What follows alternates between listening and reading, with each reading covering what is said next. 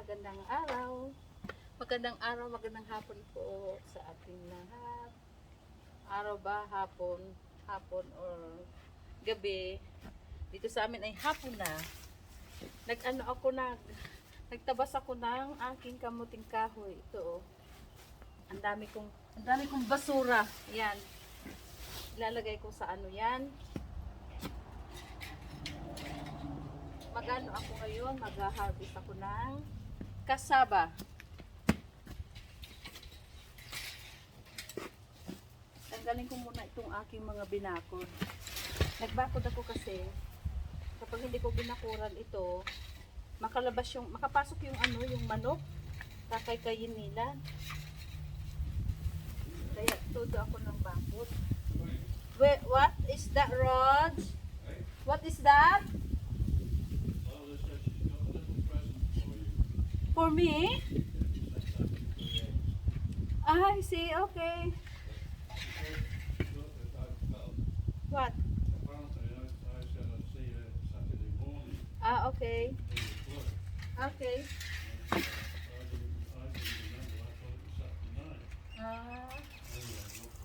Okay. Nakausap ako na sa yung husband. Ano, tumagiba na? Ay, nagiba ng aking bakod. Kahapon, tinanggal ko kasi ulan ng ulan kahapon. Ito yung aking pinagharbisan ng mga dahon ng kamuting kahoy. Ay, ano naman ito aking Teka lang sandali. Ay. Sorry po, malikot ang aking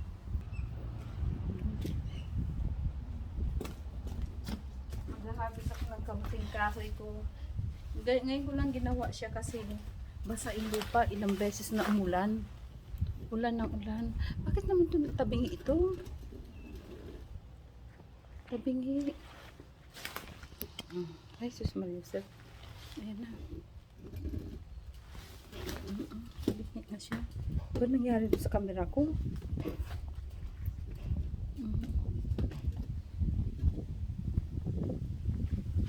Tabingi siya. Nayos ko muna yung aking camera. Nawala tuloy ako. Umulan kahapon. Ilang araw na umuulan. Malambot yung lupa na naisip ko sa kumahirap pag matigas na ang lupa. Ngayon, basa yung aking lupa. Magano ko. Samantalahin kung basa ang lupa, madali siyang bungkalin. Bakit ba ito? Ayos ito na ito.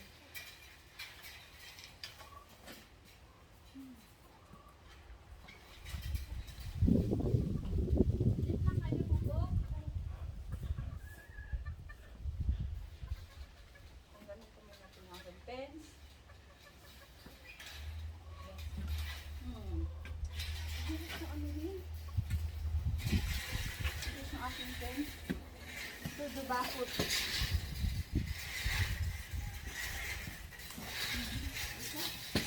Ito mo? Ay, sumabit siya. Kaya pala.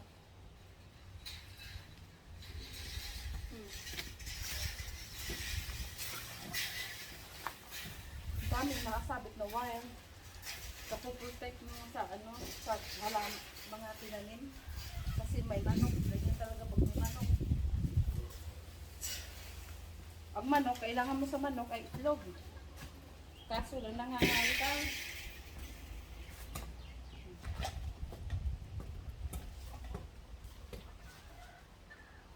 Manit lang yung yung garden ko sa kamuting kahoy. Yes. Huwag maingay. Gusto nilang pumasok dito sa loob. Hindi pwede. Ano kayong gagawin kundi mangaykay?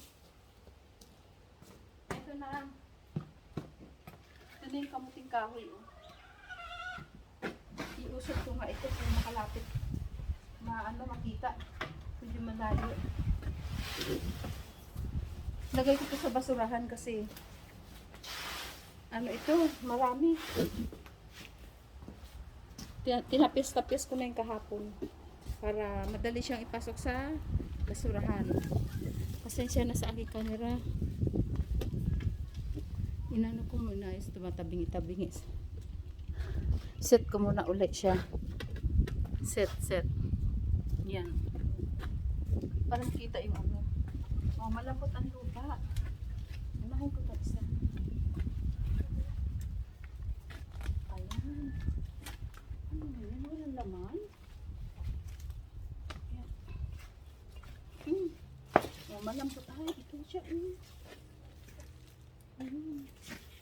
Ayan siya. Kuha yung ano. Dilaw na kamuting kahoy ito. Wala akong ano wala akong itak. Ayan. Mamaya na ako mag-ano.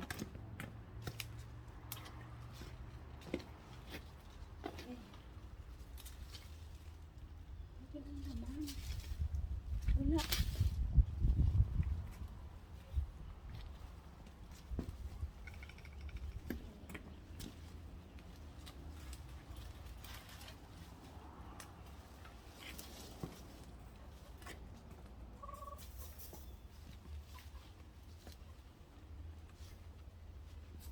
Tusok naman ako dito. Mga nakausli. Ay naman ka ba? Bakit kaya wala man ito laman?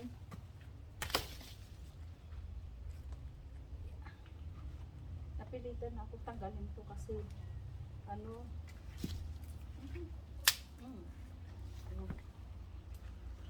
yeah.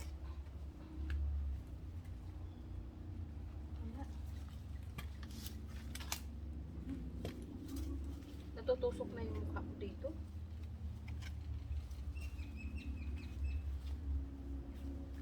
Magtatanim ako ng panibago. Walang ano laman. Ayan. Wala man laman. Ito malaki ang bunga nito. Bunga naman. Mabigat eh.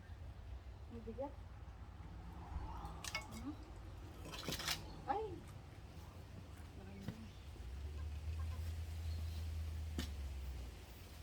Pag hindi ko ito tinanggal, magiging kahoy na. Ang iba ay walang laman, iba meron.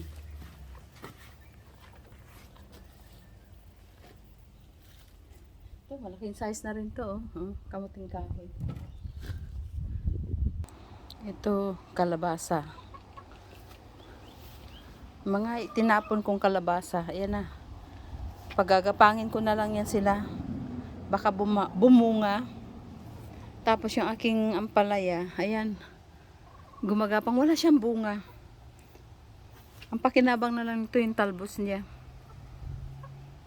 Ulan ng ulan, panay ang usbong ng mga kamote oh. Natalbusan ko na. Tumubo na naman. Kung saan sana sila sumabit doon oh. Yan. Hello Chucky. Ayan ang aking mga tanim. Ito yun oh, bubunutin ko. Ang iba walang laman, ang iba ito, meron ito kasi ang tigas.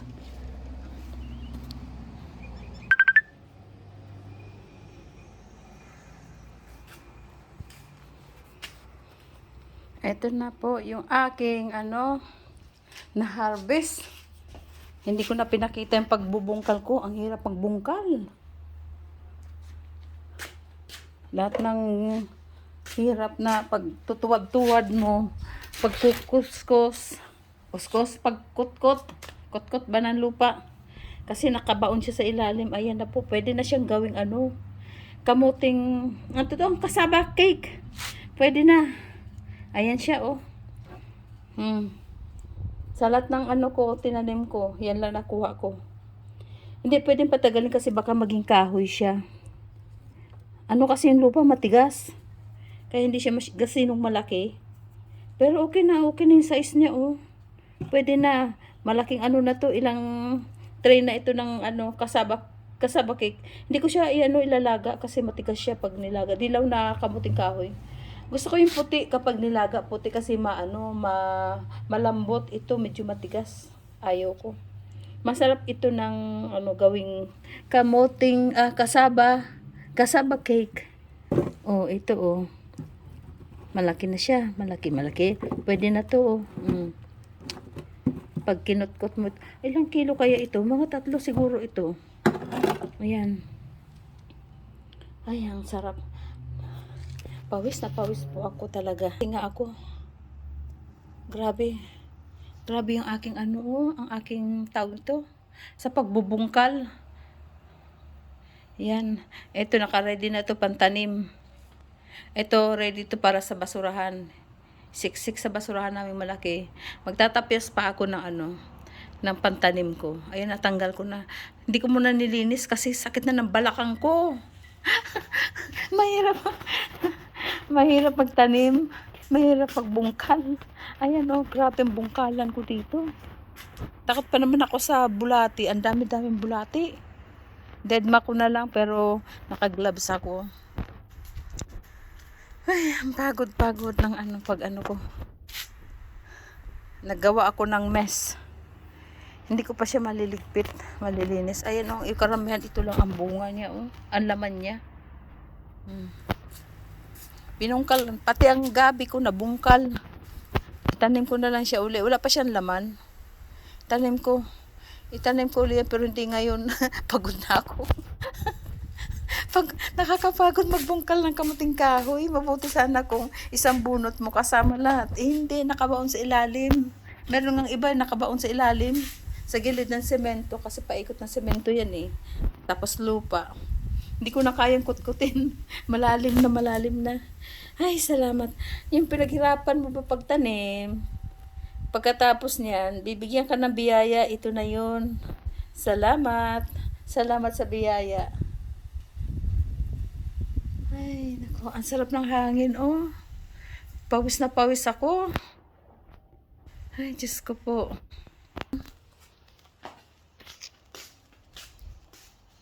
Pakita ko sa inyo ang aking papaya.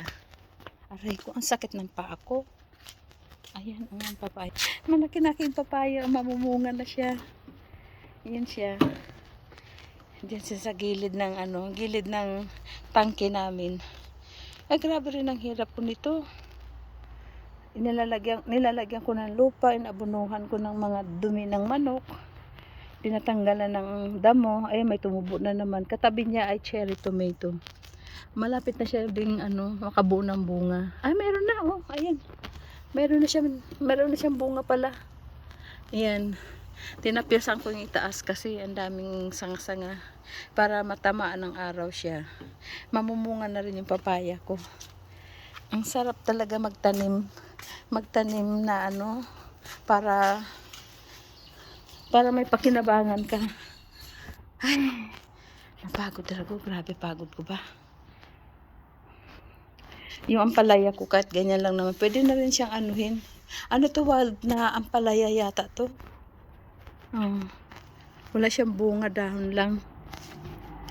Mamaya na ako maglilinis ng ayan, ang talbos ng kamote ko, panay ang usbong, panay ang kuha ko, panay. Ang dami ko nang napakinabangan dito. Kasi ulan ng ulan. Kaya ang daming talbos oh. Nilalagyan ko siya ng screen kasi yung manok pag nakapasok yan dito, nakawala yan at pumasok dito, ay lahat yan talaga naman na anuhin niya. Ano kaya itong kalabasa ko, mamumunga kaya to? Kaya lang ang hirap, maliit lang space niya. Grabe ang pagbubungkal ko dito. Ay nako, masakit sa balakang. Bago ako magtanim, ayusin ko na naman siya. Pinanggiba ko yung ginawa kong bakod. Giniba ko kasi para makuha ko yung laman. Ay naku. Nung nakaraang harvest ko sa kamuting kahoy, mulaklak na nga siya. Hindi ko masyado napakinabangan yun kasi mayroon siyang itim. Natakot akong kainin kapag may itim na. Yung parang may brown na siya sa loob. Sabi ko, baka mamaya malason ako. Ito, oh, maganda ang ano niya, oh. Wala siyang wala siyang brown. Makinis ang ano niya, loob. Nakikita ko pag tinapyas ko, makinis ang loob niya. Kaya, sige, magagawa ko siyang kasaba cake. Yan. Uy, grabe. Grabe ang kalat. Grabe ang pagod. Ako lang po mag-isa. Nagawa. Nagbungkal. At naggawa rin ng kalat. Grabe ang init. Pawis na pawis ako. Araw ng linggo ngayon. Tinatawag na Eastern Sunday. Ano kami bukas na, ano ba tawag ito? Monday. Ano ba yung tawag nila doon, ha? Kumbaga sa atin, ano ng mahal na araw? Nakalimutan ko. Holiday pang bukas sa amin. Wala pang pasok. Wala pang pasok ang mga nag-opisina. Tuesday na ang balik nila. Ay, nakakapagod talaga. Ang sarap talaga mag-harvest ng sariling tanim na pinaghirapan. May napapala. Hanggang dito na lang po. God bless sa ating lahat. God bless din kasi ang biyaya ko. Biyaya ko ito. Salamat. Bye-bye po. Hanggang dito na lang. Bye-bye.